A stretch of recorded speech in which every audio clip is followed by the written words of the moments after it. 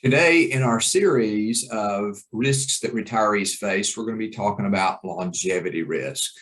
I hope you enjoy.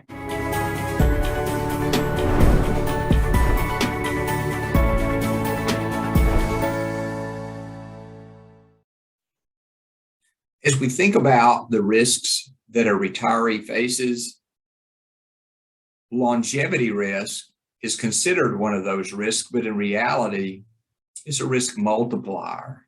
And what I mean by that is the longer a person lives, the more all these other things that they have to deal with become a factor. Because if you think about it, if somebody plans a retirement at 65 and they hit the deck at 70, they really didn't have time to have a whole lot of problems occur. Inflation didn't matter. There wasn't a situation where they had any kind of long-term care issue. If the markets went down on them early in retirement, didn't make any difference. On the other hand, when you introduce longevity, now all of a sudden, all those things become important.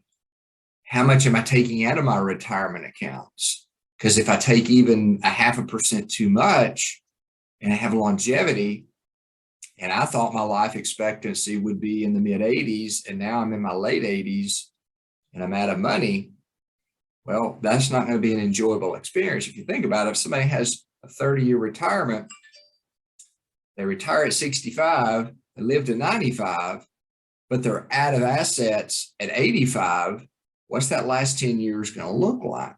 So longevity introduces all these other things. When we have longevity, then we have to deal with long-term care issues and sequence of return, and inflation risk becomes even that much more impactful, because once again, if my retirement only lasted 5 or 6 years, inflation really didn't make any difference.